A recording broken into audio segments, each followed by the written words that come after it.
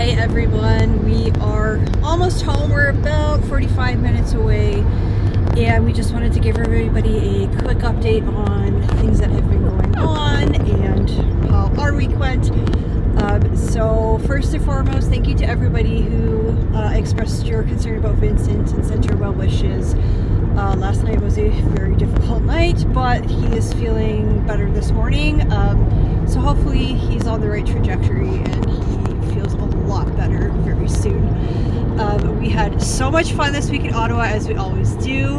We got to go to 2 events on Saturday in Cheryl Gallant's riding, which was just amazing. Everybody there was fantastic. Thank you again to Cheryl and to Cam, and also thank you to Sally and Debbie, who were keeping an eye on Vincent to make sure that he didn't run off on us. And it was an absolutely incredible day. We had 2 events, one in the afternoon and one in the evening, and it was a great crowd both times, and we really hope that we'll be able to go back at some point in the future.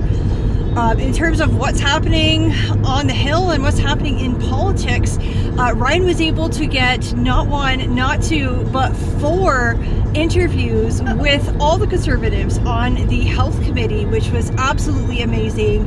Thank you to everybody who made that possible, because Canadians need to hear what's going on. They keep putting this event in camera, and Canadians deserve to know what happened to our money.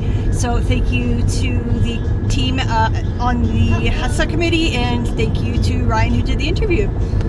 Well, the other thing that we were able to accomplish, folks, because when we go to Ottawa, it's never for pleasure, it's always for business. It's both.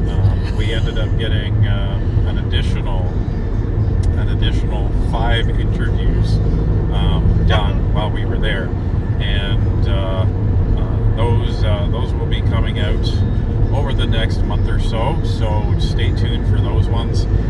We got some really good news from the CCFR in that the actual amnesty period for the gun buyback is actually being extended until 90 days after the Supreme Court rules on this, and that's not expected until after January. So we've collectively won. Even if you're not a gun owner, you should be concerned about this because it entails property rights.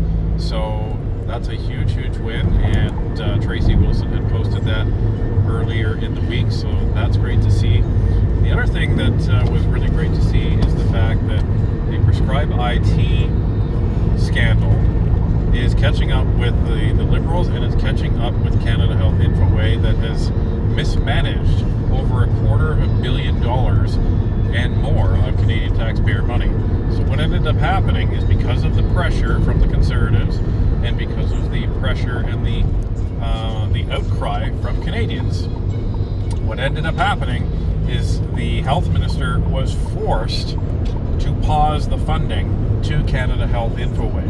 So that is a huge victory for us, because otherwise they would have been getting around $50 million a year as a result of that. And this is a result of the pressure, civic advocacy, and despite being in a majority government for the Liberals, this is what the Conservatives were actually able to do.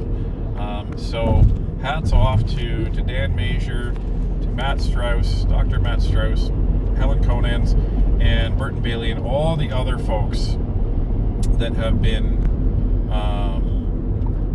involved in this.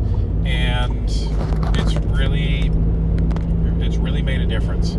So it's absolutely crazy what can happen in politics.